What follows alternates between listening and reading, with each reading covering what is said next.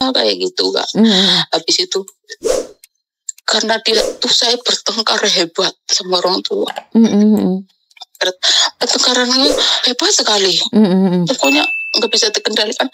Untung saya tuh hilap gitu loh. Saya benar-benar hilap saya. Pokoknya kayak gebuk-gebukan lah. Itu sebenarnya saya tuh malu cerita kayak begini, tapi saya tuh selalu, ya Allah Tuhan, saya berdosa apa gimana gitu kan. Habis itu singkat cerita, rumah saya kan besar banget ya, panjang banget kan. Habis itu dia tutup grup gitu, dia di belakang, saya di depan. Itu rumah saya itu pure yang bangun saya gitu, yang bangun saya dari hasil semuanya, dia hasil dari Hong Kong gitu kan. Saya pure. Kalau di Malaysia sedikit ya gitu, ya pure. Tapi dia nggak merasa sama sekali semuanya tuh. Habis itu saya kan punya lahan kan 5 tempat kan, Miss Yuni. Saya tanamin semuanya, ada tanamin buah-buahan, ada itu.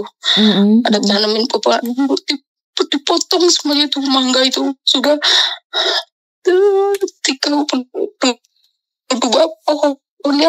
Udah 5 tahun lagi berbuah, potong semua drill gitu. Saya tuh mengganggu, mau saya laporin polisi, itu keluarga, itu emakku sendiri, mau enggak, wah dia masih mentang-mentang kayak gitu.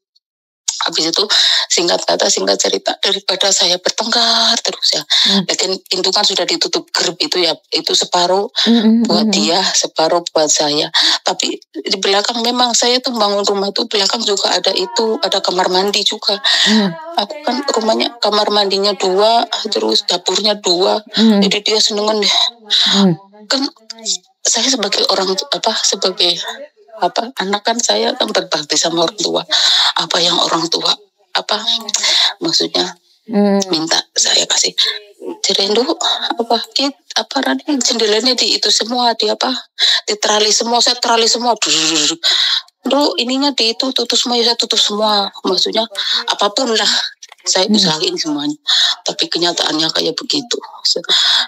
Terus setiap hari kan dia lewatnya samping, akhirnya kan ada samping pintu kan, rumahku ada samping juga kan. Saya mikir terus, saya kok panas banget lihatnya. Terus dia ngoceh sana sini, tapi saya kalau tangkis itu orang tuaku sendiri kayak gitu. Habis itu saya mohon sama suamiku kan. Suamiku juga di situ setiap hari di anjing gitu loh sama orang tuaku, walaupun dia makan sendiri apa sendiri, siapapun kan nggak tahan ya. Betul. Iya, akhirnya aku nggak punya suami kan. Aku udah ikhlas kayak gitu. Akhirnya aku pergi ke Hong Kong. Ya Allah, dilala kau udah rumput ya. Aku ngomong sama agent, aku mau pergi ke Hong Kong. Asalnya saya ngomong sama majikanku, ya nanti ya, saya ngomong itu biar anaknya mandiri dulu. Oke, kamu berangkatnya kapan? Aku bilangnya Januari. Oke, tapi disitu saya bilang sama agent, oke, ada nih, tapi jaga anak 3. Agentnya ngomong gajinya berapa? Gajinya 5.500. Dia bilang, oh gede, dalam hatiku gede. Oke lah, saya tuh dilala tuh visanya cepat sekali. Gak ada seminggu tuh udah turun. Saya bilang, kok cepat sekali? Aku bilang gitu. Kamu berangkatnya kapan? Ada pilihan Jumat apa Minggu? Saya tuh orangnya nggak sabar, ya boleh Jumat. Dilala tuh Jumat tuh nggak ada penerbangan ke Hong Kong, adanya hari Minggu. Oke, hari Minggu saya berangkat ke Hong Kong ya. Saya tuh pikirannya plong, kayak orang itu terbang bebas gitu loh. Padahal saya tuh nggak tahu majikanku tuh kayak apa, saya tuh nggak tahu. Saya tuh tahu, saya jaga anak 3, 1 2 bulan, 1 tahun setengah, 1 3 tahun. Belum ada 3 tahun, 2 tahun, 8 bulan. Itu betapa repotnya. Tapi saya lah, saya selalu sholat lah kayak gitu. Saya tuh berangkat ya, misalnya saya tuh disepatani, kamu biar mati di Hong Kong, kamu biar dapat majikan jelek, bilang gitu. Saya, ya Allah, saya tuh sampai kan takut sekali, ya Allah. Tapi setelah saya terbang sini ya, majikanku 180 derajat baik banget. Saya sampai kan mendongong. Majikanku kok baik banget itu. Saya gajinya kan 5.500, dia tambahin.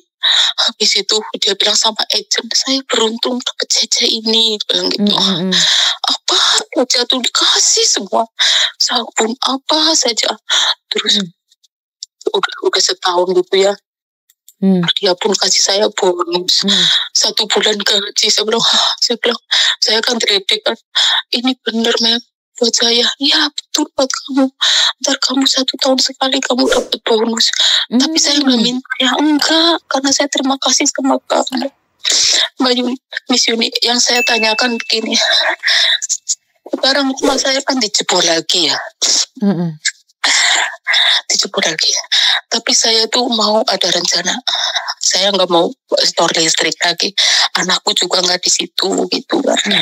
Itu gimana ya solusinya ya? Oke. Semua orang punya masalah yang sama dengan sampean, dengan keluarga itu seolah ada yang jadi sapi perah keluarga, ada yang jadi tulang punggung keluarga, ada yang dibohongin keluarga, itu ada. Dari semua cerita itu saya tahu banyak sekali kejadian seperti itu. Tapi saya pribadi, banyak listrik aja 1 bulannya kan nggak sampai 1 juta atau Mbak. Menurut saya janganlah punya dendam sampai segitunya. Yowes anggap aja itu bayar susune ibumu dulu loh. Jangan sampai seperti itu. Itu menurut pendapat saya. Dan kamu sudah membayarnya semua, tapi itu sebenarnya kalau dihitung juga nggak lunas untuk sebuah kasih sayang. Yo, aku nggak tahu ibumu mungkin terpengaruh dari orang-orang di sekitar. Apa dipanas-panasi dulure sing lain. Kan kita nggak tahu. Kan sampean tidak pernah tahu masalah ibumu juga. Jadi jangan pernah menghakimi ibu. Saya nggak tahu ya, saya nggak tahu. Karena saya sendiri itu sebenarnya sama kayak sampean, musuhan sama ibu. Tapi bukan masalah uang atau apa. Gitu. Namanya ibu itu kan kolot toh Mbak.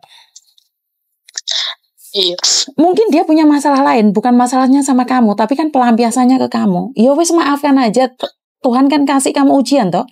Nyatanya kamu diberikan nikmat yang tak terlupakan dengan didapatkan majikan yang baik.